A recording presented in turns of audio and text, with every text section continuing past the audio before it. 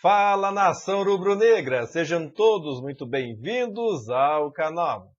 Neste vídeo falarei sobre a escalação do Flamengo contra o Internacional. Sampaoli monta time na véspera e Luiz Araújo é a novidade em treino. Datafolha fala que Flamengo atinge seu maior índice de torcedores de todos os tempos, galera. Então o Flamengo arrecada mais de 280 milhões com vendas somente em 2023. Então o treinamento desta sexta-feira aí, né, falando do último treino aí preparatório para o jogo contra o Internacional, então indicou que Felipe Luiz e Vitor Hugo, que iniciaram contra o Curitiba, saem. Gerson suspenso e Varela machucado são desfalques. Então com a semana livre para treinar, o Flamengo de Jorge Sampaoli montou um time no treino, então um treino de véspera aí para a partida contra o Internacional, marcado aí para este sábado, às 18h30 no Maracanã. E o Luiz Araújo é a grande novidade da atividade desta sexta-feira. Então, a formação usada pelo argentino no treinamento desta sexta foi a seguinte: Matheus Cunha, Wesley, Fabrício Bruno, Léo Pereira e Ayrton Lucas. Eric Pulgar, Thiago Maia e Arrascaeta, Luiz Araújo, Bruno Henrique e Gabi. Em relação ao time que iniciou da vitória por 3-2 sobre o Curitiba aí no domingo passado, saem Felipe Luiz, Vitor Hugo e Gerson.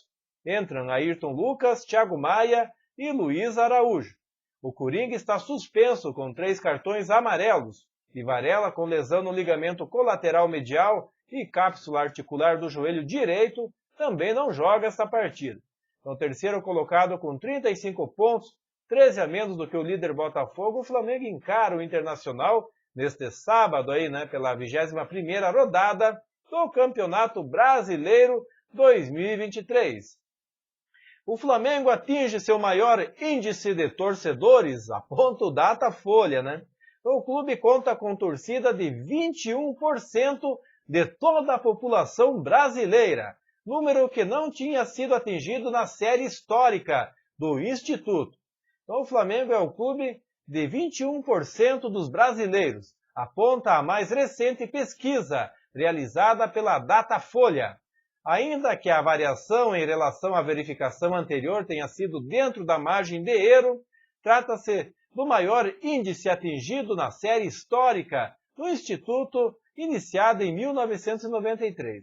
Esse número foi obtido por meio de 7.597 entrevistas com pessoas de 16 ou mais, realizadas entre os dias 31 de julho e 7 de agosto, em 169 municípios de todo o Brasil. A margem de erro é de 2 pontos percentuais para mais ou menos, com nível de confiança de 95%, galera. O levantamento apresentou resultados semelhantes ao anterior de agosto de 2019, com oscilações dentro da margem de erro para todos os clubes. O Flamengo tinha 20% na pesquisa feita há 4 anos. Continua na segunda colocação o Corinthians fica em segundo, que foi de 14% a 15%. Somado seus maiores rivais, chega a 14%. 7% para o São Paulo e 7% para o Palmeiras.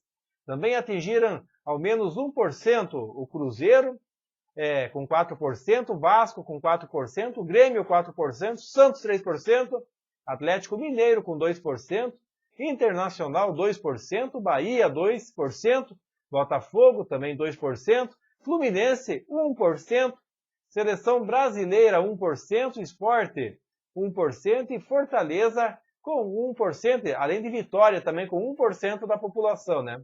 O Flamengo tem vantagem nas regiões norte, 38% a 11% sobre o Corinthians, com margem de erro de 4 pontos percentuais. Nordeste, então, fica de 29% contra 9%, com margem de erro de 2 pontos percentuais. E Centro-Oeste de 27% contra 17%, com margem de erros de 4 pontos percentuais. O Corinthians aparece numericamente à frente no Sudeste, praticamente quase empatado aí de 20% contra 17% do Flamengo, com margem de erro aí de 2 pontos percentuais, praticamente empatado. A única região liderada Por um clube não rubro-negro ou alvinegro é o Sul. O Grêmio tem 22%. Tem boa vantagem acima dos 3 pontos percentuais de margem de erro sobre o Internacional, que tem 14%. Em seguida, novamente aparecem Corinthians com 11% e Flamengo com 10%, galera. O Flamengo está bem, está aumentando a torcida na região sul também, né? Passando aí as arrecadações aí do Flamengo, que arrecada mais de 280 milhões com vendas somente em 2023. Então a última venda aí foi do goleiro Cauã Santos, de 19 anos, para o Eintracht Frankfurt, da Alemanha. Então o alto investimento aí do Flamengo faz com que os resultados esportivos desta temporada sejam questionáveis, né? No entanto, olhando para o lado financeiro, aí o clube vive um dos melhores momentos, antes mesmo do fim do ano. O Flamengo já arrecadou quase 280 milhões em vendas, galera. É muito dinheiro, né? Então o valor envolve 14 negociações que aconteceram entre janeiro e agosto de 2023. As duas principais foram as vendas de João Gomes e Matheus França. Somente nas duas transações, aí o Flamengo arrecadou mais de 207 milhões de reais junto ao Wolverhampton e mais o Crystal Palace, né, da Inglaterra. Então, passando aí mais informações, né, sobre as vendas do Flamengo, que chegaram a 281,5 milhões em 2023. Então, o Vinícius Souza foi negociado por 21 milhões. 6,5 milhões o Natan. 104 milhões o Matheus França. 11 milhões o Mateusão. 2 milhões o Marinho. 2,7 milhões o zagueiro Otávio. 103,2 milhões João Gomes. 8,5 milhões o Ramão.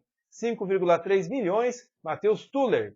1,5 milhões Richard Rios. 1,5 milhões PP. 250 mil Gabriel Barros. 6 milhões Vitor Gabriel. 8,5 milhões Cauã Santos, né? Então esses são os jogadores que foram negociados em 2023. E um detalhe que chama a atenção é que quase todas as vendas foram de garotos da base, que já gerou quase 1 bilhão desde 2019. A única exceção foi Marinho, vendido ao Fortaleza aí por 2 milhões. O atacante chegou ao Flamengo em 2022 aos 31 anos, vindo do Santos, mas não vingou na Gávea. Então os números são ainda mais significativos, visto que em algumas negociações o Flamengo mantém bônus ou percentuais. Ou seja, alguns atletas podem render mais grana aos cofres rubro-negros, mesmo já tendo saído do ninho do urubu. O clube se mantém entre os que mais faturam com vendas de direitos, né? Então os valores com premiações aí, né? Mas a venda de jogadores não é só o que enriquece os cofres do Flamengo. A classificação à final da Copa do Brasil fez o clube acumular 48,7 milhões com premiações na competição. Se for campeão, terá mais 70 milhões nos cofres. Se for vice, mais 30 milhões. Se levantar mais uma taça do torneio, o Flamengo terá direito ao total de 88,7 milhões. O aumento é de quase 12 milhões em relação ao que o clube faturou pelo título de 2022, né, galera? É muita grana. Na Libertadores, a eliminação precoce e bem antes do projetado aí nas metas orçamentárias, faz com que os números não sejam tão relevantes. O Flamengo arrecadou pouco mais de 27 milhões até as oitavas de final. O planejamento era chegar até a semi. Sendo assim, o Flamengo deixou de ganhar mais 21 milhões de reais, né, que poderia entrar nos cofres do Flamengo, né? Seria uma boa grana aí, né? Mas fazer o quê, né? Sendo campeão da Copa do Brasil, eu acho que o Flamengo vai conseguir recuperar esses 21 milhões aí, né? Mas é isso aí, nação rubro-negra. Quero agradecer a todos pela presença aqui no canal. Em breve voltarei com mais informações do Mengão. Um forte abraço a todos e até a próxima.